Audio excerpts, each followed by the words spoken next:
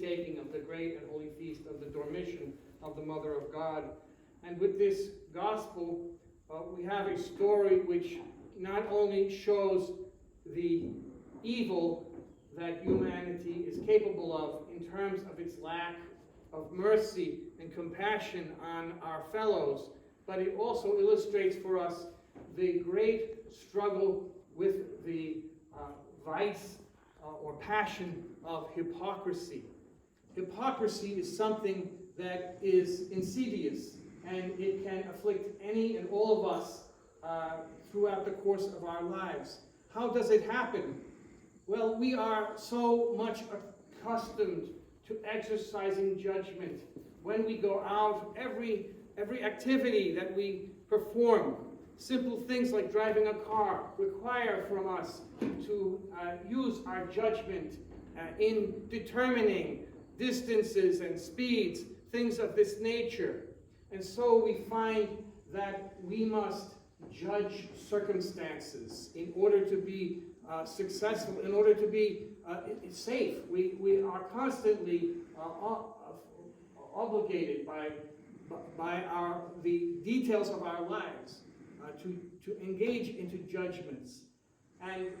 But when we apply judgments to other people, and when we assume that we can know what is in their hearts, what are their motives, why they do the things that they do, here we have a great pitfall.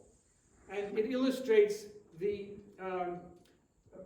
very difficult aspect of sin in our world, because we experience this in our own flesh, how hard it is for us to suspend making judgments of people and imputing motives to them.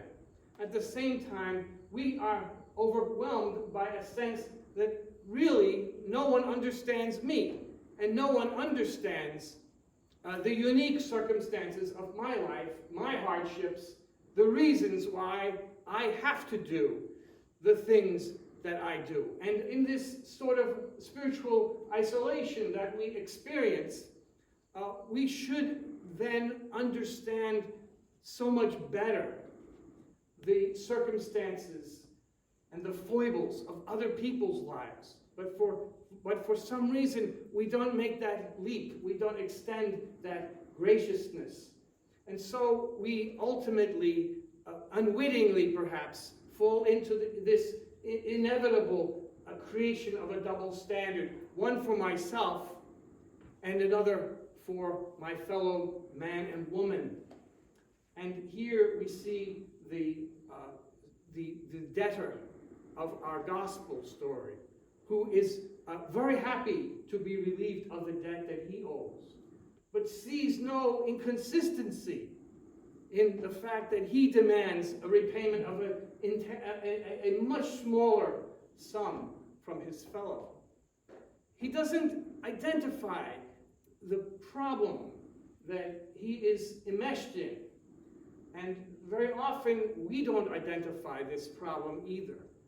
But here it is an intense and thorough self-examination that can benefit us.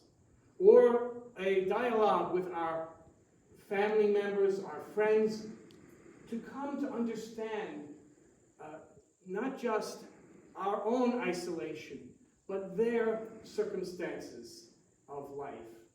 Communication with others is essential to overcoming the temptation to this kind of hypocritical life.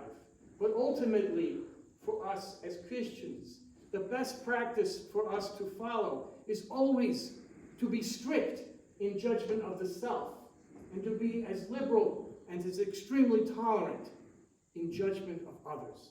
Amen. Amen.